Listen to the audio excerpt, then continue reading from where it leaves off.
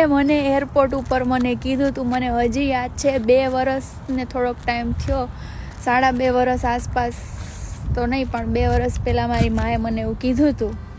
Airport ઉપર ઊભી હતી, લોકોના મા બાપ ઇમોશનલ થતા હોય, ફેમિલી ફોટો પાડે, હાર બાર પહેરાવે, બુકે આપે, રોવે, ભાંભરે ગાંગરે. આરામ જો અમારા આખા ફેમિલીમાં કોઈની આંખમાં એક ટીપું હોય તો મમ્મી કે પાકું તાર જાવું જ છે ને? મેં કીધું હા.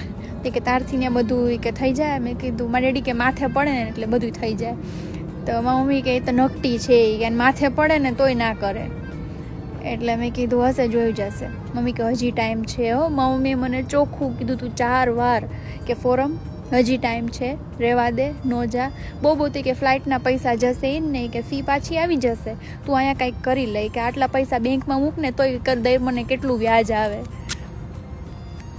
ઓ મમ્મી, મને તો એ જ નહીં સમજાતું, લોકો ઇન્ડિયાથી લોનો વોનો લઈને આવે કેનેડા પૈસા ભેગા કરવા, કમાવા, કે લાઈફ બનાવવા, કે વોટેવર. હું તો લગ્નથી ભાગીને આવી હતી, મારે લગ્ન નહોતા કરવા એટલે મેં કીધું મારે ભણવું જ. એમ કરીને હું આવતી રહ્યો, ભણવાનું મારું પૂરું થઈ ગયું એટલે પાછું એ પપુડી ઊભી લગ્નની. લગ્ન ક્યારે કરીશ હવે? તો મને પૂરું થઈ ગયું. પણ છેલ્લે થયું તો એ જ ને કે ભાઈ ઇન્ડિયાથી કેનેડા પૈસા કમાવા આવો ને કેનેડામાં પૈસા કમાઈને તમે બચાવો. ક્યાં જવા? તો કે ઇન્ડિયા જવા. ખબર નહીં કયા જન્મના કરમ છે ને, મને તો એ જ નહીં સમજાતું. ટૂંકમાં એવું છે કે ભાઈ ઇન્ડિયાથી લોકો આવે કેનેડા, પૈસા ભેગા કરે ને કમાઈને ધંધા કરે, આ તે અવરા ધંધા કરે અમુક લોકો, પણ એમાં આપણે નહીં પડવું. પણ મારો કહેવાનો તાત્પર્ય એ છે, વાવ, સમર ઓલમોસ્ટ આવે છે હવે. યસ, 7 મહિના 8 મહિના પછી.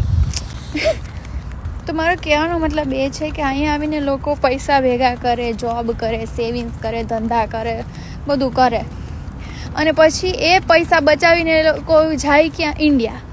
અહીંયા પૈસા શું કામ બચાવે? તો કે ઇન્ડિયા જવા માટે. પણ ઇન્ડિયાથી અહીંયા શું કામ આવ્યા હતા? તો કે પૈસા કમાવા માટે. વિચિત્ર નહીં કેવું? ટૂંકમાં થયું તો બધું એક જ ને. અહીંયા ન આવ્યા હોત તો ઇન્ડિયા જવા માટે પૈસા ના બચાવવા પડે, ખાટલા વચ્ચે જ આવે બધું એવું. Sorry mummy.